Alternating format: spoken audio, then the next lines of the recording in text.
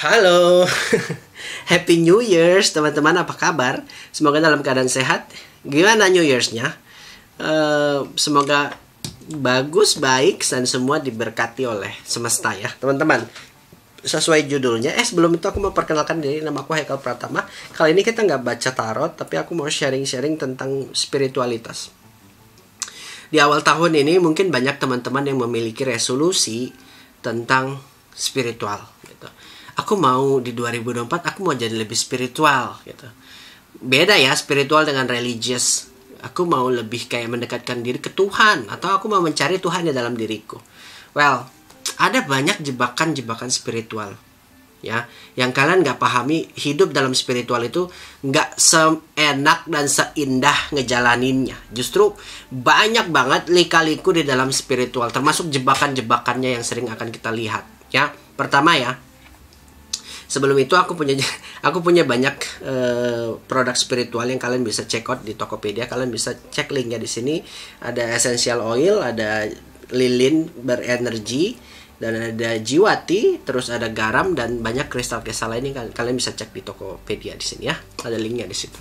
Well, teman-teman, pertama yang sering terjadi, dan ini masih terjadi sampai sekarang di ruang lingkup diriku, adalah spiritualitas ego, atau kita sebut dia sebagai narsisme spiritualitas. Narsisme spiritualitas atau ego spiritualitas ini menggunakan spiritualitas untuk meningkatkan ego dan mendapatkan pengakuan atas kekuasaan atau mengontrol orang lain. Jadi gini, mungkin aku berteman dengan beberapa spiritualitas. Satu dari antaranya bakal ngerasa dia paling pintar, dia paling menonjol. Dia kalau kita ngomong A, dia harus ngomong Z gitu. Jadi dia nggak pernah mau terlihat lebih rendah daripada kita. Dia harus berada di atas kita. Itu ego banget. Jadi di kacamata dia sebagai spiritualitas yang sudah memahami banyak hal, dia adalah orang yang paling tahu. Itu jebakan spiritualitas. Terkadang orang-orang yang memiliki ego trap, dia ngerasa orang lain itu rendah. Dia nggak bisa ngelihat value dari orang lain. Yang hanya dia lihat adalah diri dia lebih tinggi dari lawan bicara dia. Itu ego trap. Nah, orang-orang di sini biasanya bakal suka banget controlling people. Dia bakal suka compare nih. Aku kayaknya lebih hebat daripada kamu deh. Kemampuan spiritualitasku lebih hebat daripada kamu. Kemampuan reading tarotku itu kayaknya lebih jago deh daripada kamu. Padahal enggak. Semua orang punya tugas masing-masing dan semua orang punya cara masing-masing. Kita, walaupun kita udah jam terbangnya tinggi, we don't have a right, kita nggak punya right ya, to control and correct other people, kecuali memang mereka berada di taraf yang salah banget. Mungkin kita bisa kayak ngasih mereka advice, tapi semua orang itu punya journey-nya masing-masing. Terkadang itu. Jadi di dalam circleku pun sendiri banyak ya yang ngerasa aku lebih hebat daripada kamu, pengalamanku lebih banyak karena aku tua gitu. Jadi ya, tapi mungkin kalau sama aku ya aku nggak ambil pusing. Aku membuka tangan dan hatiku untuk siapapun yang mau berteman gitu. Terkadang orang-orang berada di dalam ego spiritualitas nggak akan mau bergabung dengan orang yang lebih pintar daripada dia. Nggak akan mau bergabung dengan circle-circle yang mungkin ya itu tadi aku bilang lebih hebat daripada dia. Dia butuh keakuan, dia butuh disanjung, dia butuh dijadikan guru. Padahal dia sebenarnya FOMO gitu, ikut-ikutan. Itu jebakan spiritualitas. Jadi kalau kalian mau masuk ke dalam spiritualitas, pahami dulu sebenarnya apa yang kalian cari. Spiritual dengan religion itu beda. Ya. Kalau spiritual dengan religion itu perbedaannya apa, Kak? Gini. Kalau religion itu kita percaya atas pengalaman seseorang, sedangkan spirituality kita having our own experience. Kita memiliki jalan kita sendiri dan experience kita sendiri. Beda dengan dengan religion ya. Kalau religion itu kita percaya dengan kepercayaan orang lain. Ngerti nggak sih? Based on other stories. Tapi kalau hidup dalam spirituality, kita experience diri kita sendiri. Kita mengalaminya dengan diri kita sendiri karena kita percaya bahwa kita udah ngalamin gitu. Nah, religion itu biasanya based on fear. Agama itu berdasarkan ketakutan. Sedangkan Spirituality itu based on freedom. Kita ngerasa bebas ngejalaninnya. Kita nggak takut tuh Tuhan akan menghukum kita. Nggak ada surga dan neraka di dalam kacamata orang-orang yang hidup dalam spiritualitas gitu. Bukan berarti di dalam hal ini aku nyuruh kalian tuh keluar dari agama kalian. Enggak. Spiritual dengan religion tuh bisa jalan berbarengan asal kalian tahu pattern dan polanya. Well, perbedaan selanjutnya mungkin religion itu untuk orang-orang yang takut pergi ke neraka. Sedangkan spiritualitas, orang-orang yang hidup dalam spiritualitas itu udah benar-benar kayak ngalamin nerakanya. Ngerti nggak? We've been there. Kita udah ngalamin neraka kita gitu. Itu perbedaannya teman-teman. Tapi kita nggak mau bahas itu. Nanti aku akan bahas tentang itu. Well, pertama tadi ego trap. Ego trap itu adalah jebakan spiritualitas yang kita harus hati-hati. Yang kedua adalah jebakan spiritualitas. Yang kedua adalah fake gurus, ya. Fake guru ini bahaya banget. Kita mungkin masuk pencerahan gitu ya. Kita masuk ke dalam gelap, malam-malam gelap jiwa. Terus kita tiba-tiba aku pengen cari guru, aku ingin belajar spiritualitas. Padahal sebenarnya kita nggak perlu cari validasi di luar dari diri kita. Sebenarnya spiritualitas itu experience dari dalam. Kita hening, kita menikmati semua ritmenya, masalah apa yang datang kita menikmati. Karena sejatinya tuh manusia itu butuh keseimbangan, baik buruk, hitam putih, seimbang aja lah. Well, once dia sudah ngalamin spiritual awakening yang begitu berat, dia kayak harus mencari pegangan, yaitu cari guru.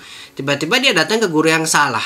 Well, mungkin dia dapat ilmu, tapi mungkin guru yang salah itu bakal mengambil sesuatu dari dia. Pertama mungkin uang, ya.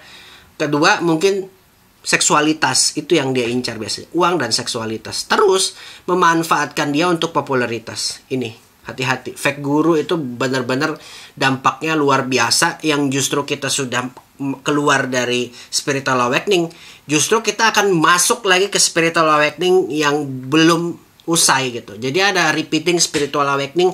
Kalau kita ketemu fake gurus, kita akan dimanfaatin, kita akan dimanipulasi, kita akan di love bombing. Jadi hati-hati banget memilih guru.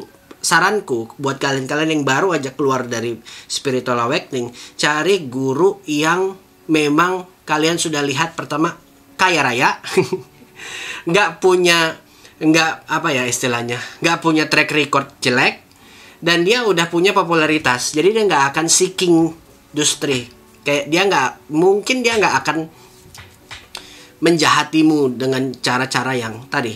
Hati-hati.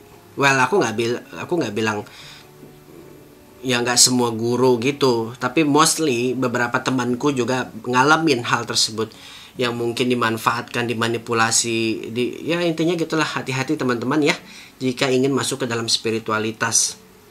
Yang ketiga, kita punya jebakan spiritualitas yang menggunakan psikotropika. Terkadang gini ya, beberapa keilmuan spiritualitas itu menghalalkan segala macam cara. Mostly kalau di dalam ayahuasca itu ada metode yang kita sebut sebagai trip. Nah, di Indonesia sendiri itu dilarang. Jadi spiritualitas yang menggunakan psikotropika itu secara berlebihan. Sebenarnya psikotropika kalau terukur mungkin berguna ya, karena memang otak kita tuh butuh trip. Tapi yang berlebihan, misalnya kita kecanduan, maka kita udah nggak masuk lagi dalam spiritualitas. Justru di dalam spiritualitas itu kita udah bisa kontrol diri kita. Yang mungkin kita keluar dari sifat-sifat psikoaktif, yang tadinya narkobaan kita keluar dari itu, yang tadinya alkoholik mungkin kita keluar dari itu. Jadi perlu sebenarnya mungkin gimana ya, ini agak sensitif sih sebenarnya. Saran aku, kalau kalian masuk dalam spiritualitas, nggak usah terlalu banyak menggunakan zat-zat yang seperti itu. Itu jebakan spiritualitas yang ketiga. Banyak, justru di Indonesia banyak ya yang ngerasa butuh misalnya alkohol untuk masuk ke dimensi lain, banyak. Misalnya butuh narkoba untuk masuk ke dimensi lain, doping untuk bisa melek ritual bermeditasi. Padahal sebenarnya tubuh kita udah mengkreat itu, kita udah punya dopamin di otak kita. Tinggal kalian bisa aja channel ke situ. Bahaya nih. Ini yang harus aku kasih tahu, bahwa hati-hati banget cari circle di dalam spiritualitas. Gitu ya teman-teman. Dan keempat, spiritualitas yang mungkin kita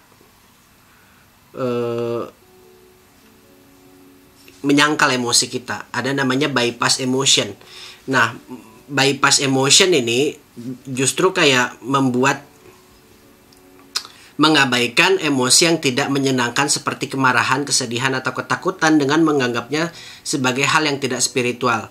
Jadi banyak orang yang terjebak dengan emosi dia sendiri. Jadi dia nggak mau merespon semua itu.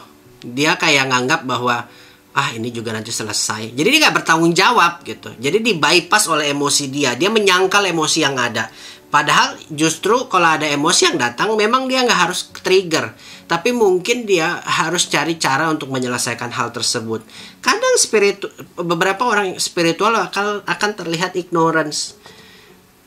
Karena ya itu tadi, dia menyangkal emosi yang datang. Dia pikir emosi ini ilusi. Aku nggak perlu marah, padahal sebenarnya manusia perlu marah. Itu disangkal emosinya. Orang yang hidup dalam spiritualitas nggak harus marah, padahal sebenarnya kamu justru amarahmu tuh keluarkan, tapi jangan meluap-luap dan merugikan dirimu dan orang lain. Ya, kamu manusia itu memang, kita ini punya emosi dan kita nggak bisa nahan emosi. Jadi kalau kamu marah, luapkan, tapi jangan membuat dirimu itu hancur oleh kemarahanmu. Don't let anger consume you. Gitu, paham gak sih? Kayak kita boleh marah tapi pada porsi yang stabil, ngerti kan? Well, kita bisa ngomong apa yang kita utarakan, tapi kita nggak usah meledak-ledak dan merugikan diri kita. Gitu. Kemarahan itu bukan sesuatu yang jelek kok. It's very human menurut aku. Kalau kamu sedih, tunjukkan kesedihanmu. Express your emotion. Itu adalah bentuk dari bagaimana kita menjadi manusia itu sendiri. Nggak usah ditahan. Kalau mau nangis, nangis aja. Ya teman-teman. Kalau takut, kita ekspresikan ketakutan kita. Aku nggak bisa. Kenapa? Aku takut. I have to protect my energies. Padahal ya itu bahaya banget menyangkal emosi itu. Kita bakal menjadi orang yang denial. Kita akan merasa, gimana ya, kita akan ngerasa benar-benar punya boundary spiritual gitu. Itu bahayanya. Dan kelima, kita memuja diri kita sendiri. Hati-hati, karena di dalam spiritualitas, selain ego spiritualitas, ada namanya pemujaan diri sendiri. Yaitu tadi aku bilang, menempatkan diri sendiri sebagai pusat dari perjalanan spiritual dan mengabaikan kebutuhan serta perspektif orang lain. Kita egosentris, kita nggak lihat bagaimana perjalanan orang lain, padahal perjalanan setiap orang itu beda. Hati-hati teman-teman, kita nggak bisa nyamakan perjalanan kita dengan perjalanan dia. Jadi jangan sekali-sekali membandingkan perjalananmu dan perjalanannya, karena kita berdiri di sepatu yang berbeda. Jangan sekali-sekali memuja dirimu sendiri atas semua perjalananmu, padahal spiritualitas itu adalah very personal. So, hati-hati jebakan spiritual. Bisa aja kita berada di circle yang salah. Bisa aja orang yang terlihat spiritual justru punya intrik di dalamnya. Orang yang spiritual justru dia nggak peka dengan sekitar. Dia kayak ngerasa aku paling hebat, aku paling benar gitu. So banyak banget, terutama menyangkal emosi tadi. Dia menahan emosinya. Dia nggak bisa mengutarakan perasaannya karena nggak enakan dengan orang lain. Ya itu ya teman-teman, kita bisa rangkum nanti. Dan mungkin itu saja yang bisa aku sampaikan. Kalau kalian mau belajar spiritualitas, mempelajari esoterik tentang shamanism dan tarot, kalian bisa langsung kontak diriku. Sertifikasinya internasional. Happy New Year's. Terima kasih. Thank you. Namaste. I'm loving you. Please forgive me. Bye bye from now. Semoga ilmunya berguna. Bye bye.